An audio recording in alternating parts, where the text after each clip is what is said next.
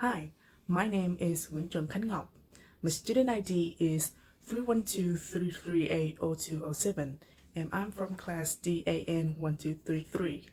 Today is Sunday, the 16th of February 2025. It's also the night before my first ever field trip with Saigon University to the southwest region of Vietnam. As you can see, I have already finished packing up and everything is laid on the ground so that in the next morning I can easily give it a final check. Then I will pack them up and ready to leave. Right now I'm feeling so excited because this is the first ever vlog that I have ever made and I can't wait to share everything with you guys. But at the same time, I'm also feeling really nervous because I don't know how it would turn out. But regardless of all, I will try my best. So wish me luck, okay?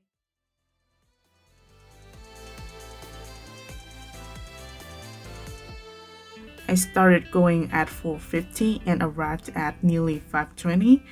After a few minutes of waiting, we were called to get on the coach at 5:40.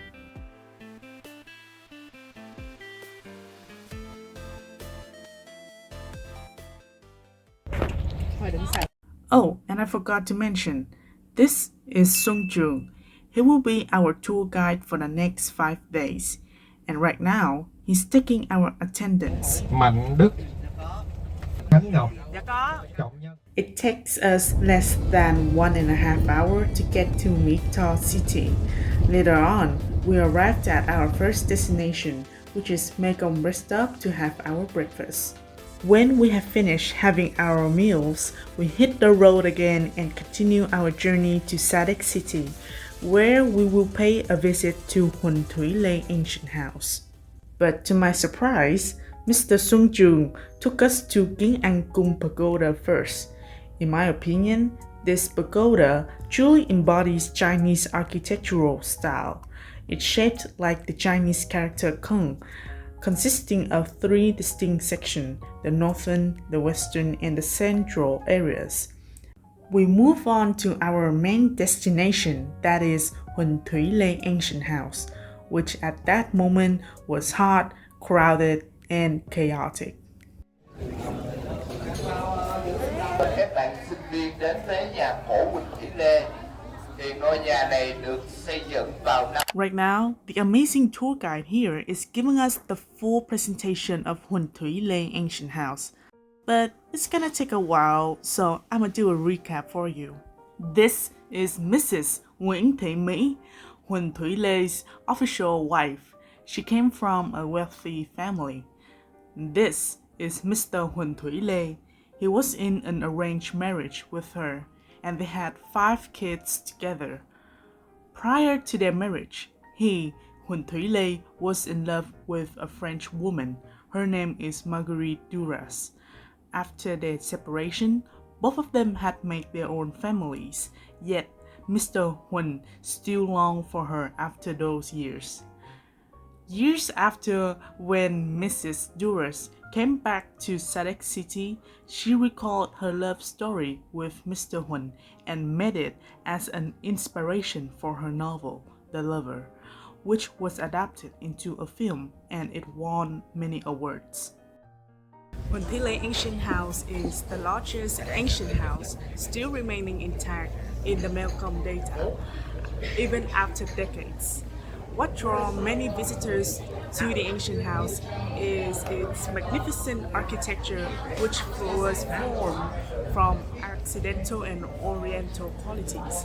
Excitingly, the house retained marks of beautiful memories of the love between Mr. Huân Thủy Lê and the French lady.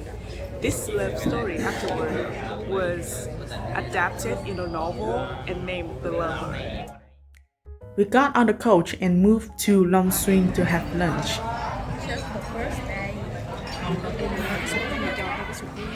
And here's the menu for reference.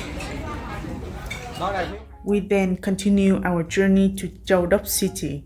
And guys, look what I found when I was recording this video.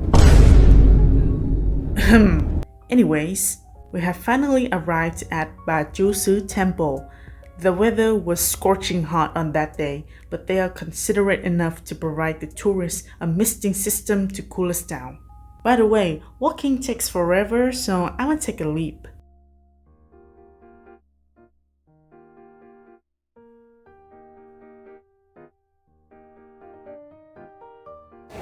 At my behind, right here, is the very famous Bà Chú Sư Temple.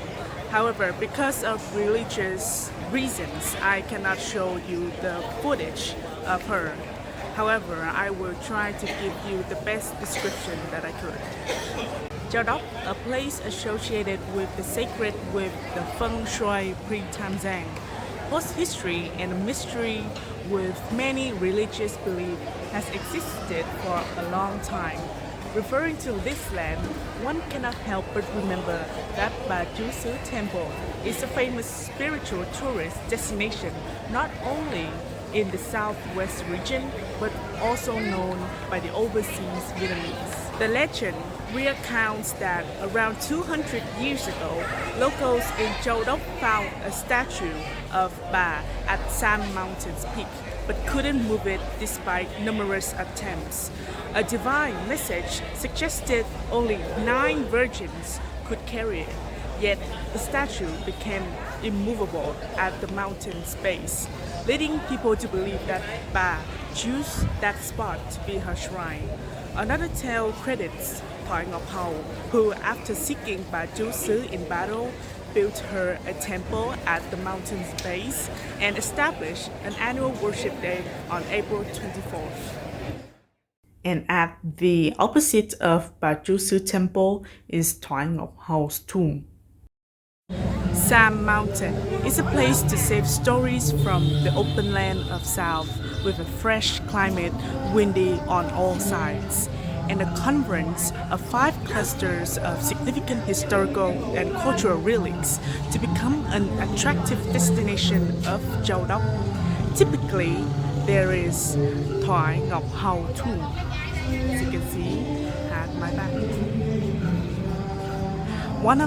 It is one of the most beautiful landscapes in Sam Mountain. Thoại Ngọc Hầu greatly contributed to An Giang and the South by reclaiming land, developing agriculture, and digging the strategic Thoại Hà and Vĩnh Tế canals, vital for trade. His tomb, Sơn Lăng, is meticulously maintained by grateful locals, featuring trim trees, clean yards, and majestic lariat steps. On our way back to the hotel, we also paid Tây An Cổ Tự Pagoda a visit. Tây An Cổ Tự Pagoda is a historic Buddhist temple known for its unique blend of Vietnamese and Islamic architectural styles.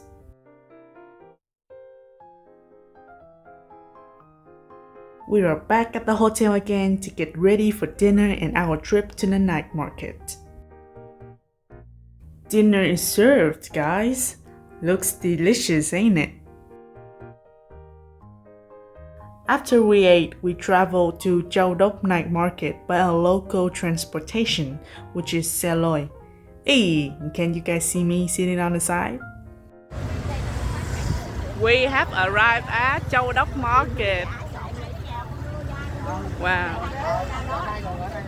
We arrived here by xe lôi.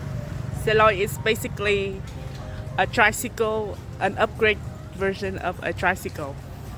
Unfortunately for us, the market was not as lively as we expected because most stalls were closed on Monday nights. Therefore, me and the girls decided to call it a day by having some Châu Đốc delicacies, which are chè thốt nốt tươi, chè bưởi, and chè Thái. Good morning, y'all, and this is day number 2. We checked out our hotel at 6 a.m. and headed to have breakfast, which was a buffet. Today, we will be traveling from Châu Đốc City to Hà Tĩnh City.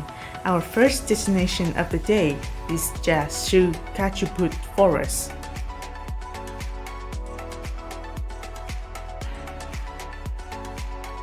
After checking in, we will travel through the serene waterways by boats. According to Mr. Sungjun, we will travel by a motorboat before traveling by a rowboat. The view is absolutely breathtaking, guys. If you're lucky enough, you might also see rare breed birds flying above your head. At the middle of the trip, they would stop by a small stall and give us a honey sample to try it out. The tour guide just gave us some honey sample for us to try. I think it's really sweet. Too sweet for my liking. However, I think that I will reconsider buying this. Roughly 10 minutes later, we set off again and travel back to the land. This is when things get interesting because we're about to experience rowing the boat ourselves. And shout out to our crew.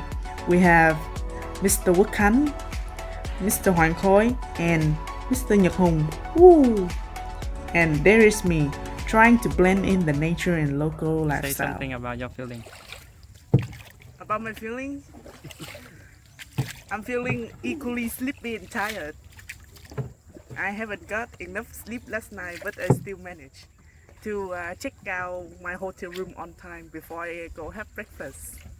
And now I'm rowing on the boat. My wage is $0, 0 tip. Contact me by my phone number.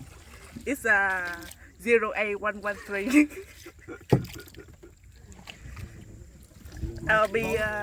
I'll be not available from Monday to Sunday. My phone number is 0332. Or you can contact Mr. Hoàng Khôi to sell your boat.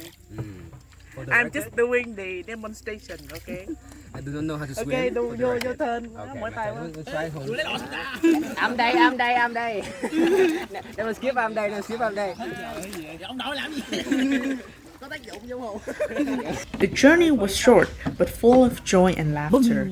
Then we got back to the land and continued with our next destination, which is the hotel, y'all. Man, I'm so tired and sleepy after those activities and lunch, knowing that there's more to come in the afternoon. And we're back again at Thạch Động Landscape Relic. Thạch Động is known for its stunning limestone formation and natural caves. Visitors can explore the caves, enjoy panoramic views, and learn about local legends tied to the site. And our next destination is Hà Tĩnh International Border Gate. Believe it or not, I am standing at the border between Vietnam and Cambodia. On to my right, it is Vietnam, my home country. And to my left, it is our friend country, Cambodia. Next up, we travel to a beach resort and participate in a team building game, which was fun. Here we are, enjoying our dinner after taking part in the beach activities. And over there, the boys are celebrating their loss at the team building game. Long time no see, and it is day 3 already. We will be visiting Cà Mau City today, and as usual, we're having buffet for breakfast. It was mid.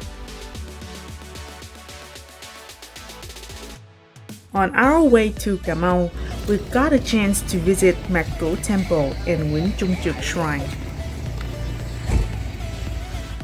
I am currently standing in front of the Mạc Cửu Temple in Hà Tĩnh, Kiên Province. Honors Mạc Cửu, who was born in 1655 and passed away in 1735. A Chinese immigrant who settled in Hà Tĩnh in the 1680s and developed it into a thriving community. He later ceded the land to the Nguyễn dynasty in 1708, becoming its general.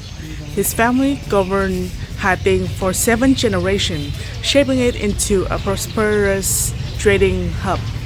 After his death, his son built a tomb at Bình Sang Mountain, now a part of National Monument since 1989.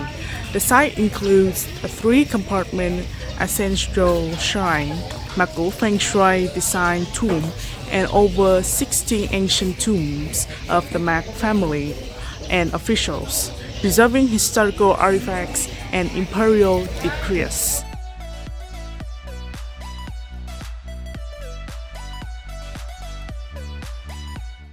Nguyễn Trần Khánh Shrine is a serene shrine dedicated to the national hero Nguyễn Trần Khánh, known for resisting foreign influence, featuring traditional Vietnamese architecture with intricate carvings and vibrant colors. The shrine offers a peaceful retreat surrounded by lush gardens. It provides a spiritual and cultural experience, allowing visitors to connect with local traditions and history in a tranquil setting, away from the crowded tourist spots. After having lunch and a few more hours of traveling, we finally arrived at Cà Mau City and checked in Phú Cường Hotel, which is one of the best hotels I stayed so far. After dinner, my friends and I went out to try bánh tằm cay, but that was not it. We decided to throw a small party in our friend's room and sang our lungs out before actually going back to our room and calling it a day. It's day 4 and we're heading to Mũi Cà Mau. Good morning of day 3 and welcome to Cà Mau's Cave. This site is a part of Cà Mau Cave National Park, offering the untouched beauty of Vietnam's southern coast. We then head to Cần Thơ City, which was pretty far away. Literally took us half a day to get there. It was 7:30 p.m. when we checked in Ninh Kiều Hotel, but luckily I still have enough energy to explore Ninh Kiều Night Market after dinner. It is day 5 and also the last day of our field trip. We were gathered at 5 a.m. to walk to Ninh Kiều Wharf.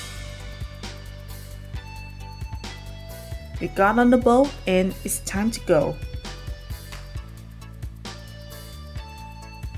We were greeted by the sellers on the way. They were selling various beverages and food.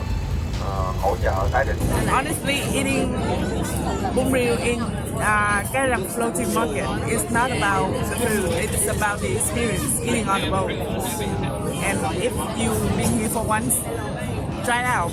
Maybe you will like it.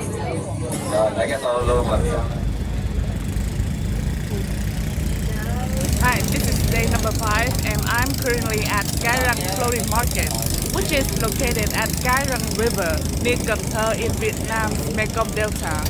It is a major wholesale market for fruits, vegetables and agricultural products from a region. Originating over a century ago, it reflects the local culture of trading and living on boats, serving more as a functional market for locals than a tourist attraction. The market features boats of various sizes as shops and stalls, with some families living on their boats, showcasing a unique canoe civilization. When the sun rises up was also when our visit to Cái Răng Floating Market ended. Next, we moved to our final destination, that is Mỹ Tho Tourist Pier, to visit Cồn Thới Sơn and Cồn Phụng.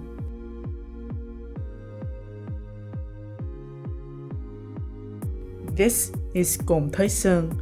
We learned how honey was made and harvested here. Then we tried out some hot tea with honey and kumquat. They also sell many goods right on the table, like this royal jelly, dried banana crisps, and fine honey. There's also a place for you to take pictures with a snake if you want.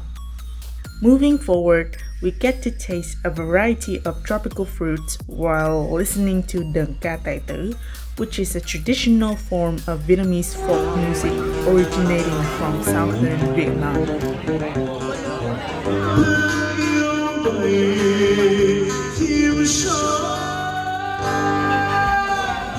Nó dính dữ trời.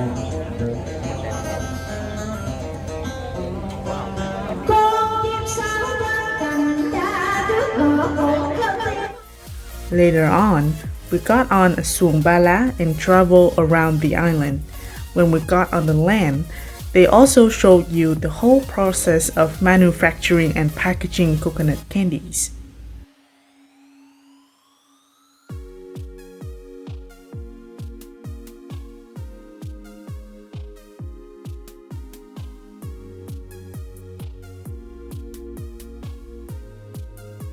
We arrived at Gong Fong to have lunch, and lunch was great. And I finally had a chance to eat an alive dongyu, but it wasn't worth the hype. We also visited the Coconut Museum and learned more about the man who created his own religion, which is the coconut religion.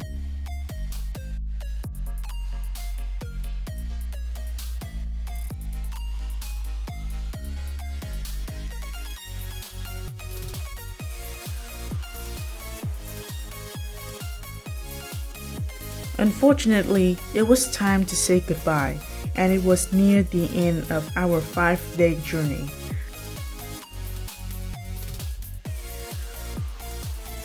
At 4:20 p.m., we arrived at Saigon University. The journey has ended. I have learned so many things during this trip, and I'm gonna begin the process of editing this video.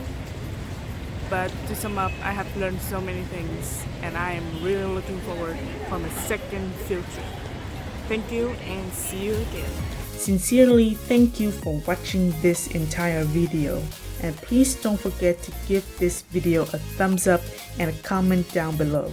Your support means everything to me. Once again, thank you from the bottom of my heart.